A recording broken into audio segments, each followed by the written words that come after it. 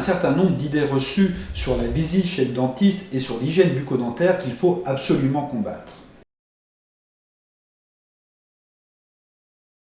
Les brosses à poils durs nettoient moins bien les dents que les brosses à poils souples, car les poils trop rigides ne vont pas pénétrer dans les espaces interdentaires et donc ne vont pas éliminer la plaque dentaire.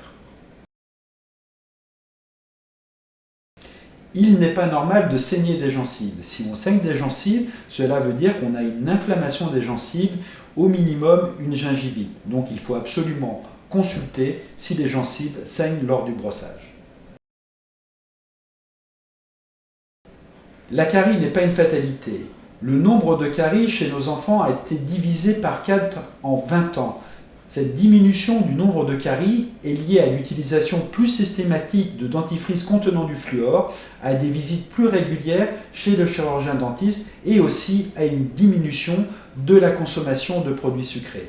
Mais attention, la carie est toujours présente, attention à la consommation de sucre et aussi de soda fortement acides qui peuvent induire la formation de caries. Le sucre contenu dans les bonbons va bien sûr favoriser l'apparition des caries, mais aussi tous les produits qui sont acides comme les jus de fruits et les sodas vont favoriser la déminéralisation de la dent et permettre aux bactéries de pénétrer dans la dent et de favoriser l'apparition d'une carie. Aujourd'hui, les soins dentaires sont de moins en moins douloureux et lors des soins, les dentistes ont recours de manière plus systématique à l'utilisation de l'anesthésie. Ce qu'il faut savoir aussi, si on a une carie qui est débutante dans sa bouche, eh bien le soin sera plus court et sera aussi moins douloureux. Si on attend d'avoir mal, les soins seront plus longs, risquent d'être plus douloureux et seront aussi plus onéreux. Les dents ne sont pas indépendantes de l'ensemble du corps. À l'intérieur de la dent se trouve la pulpe dentaire avec les vaisseaux qui irriguent la dent et ces vaisseaux sont reliés à la circulation générale.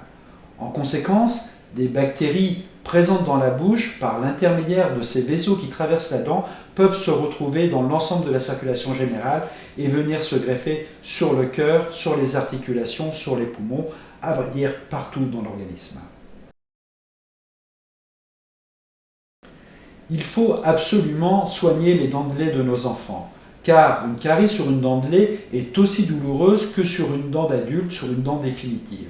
Et si on ne soigne pas une carie sur une dent de lait, cette carie peut évoluer jusqu'à la formation d'un abcès qui peut avoir une incidence sur le bon développement de la dent d'adulte à venir. Il y a cet adage populaire, un bébé une dent. Le bébé n'est nullement responsable de l'apparition de caries chez la future maman.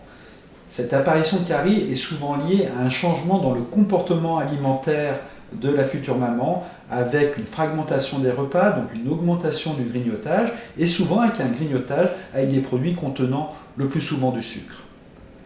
Il y a aussi les nausées et régurgitations que l'on constate au cours des premiers trimestres qui vont favoriser la déminéralisation de l'émail et favoriser l'apparition des caries. Il est absolument déconseillé d'utiliser du citron et du bicarbonate pour blanchir ses dents. Le citron, par son acidité, va déminéraliser l'émail, va donner une impression immédiate de dents plus blanches. Mais cette blancheur est liée au fait que l'émail va devenir plus fragile, plus crayeux, et donc il va y avoir une dissolution de l'émail, et l'émail ne repousse pas. Quant au bicarbonate, il permet d'éliminer les colorations qui sont déposées sur la surface de la dent, mais la poudre de bicarbonate est généralement avec des grains qui sont très gros et qui vont avoir un effet plus abrasif qu'un effet polissant. Utilisez des dentifrices blancheurs, il y a du bicarbonate, mais ce bicarbonate est micropulvérisé dans des grains beaucoup plus fins qui ne vont pas endommager la surface de l'émail.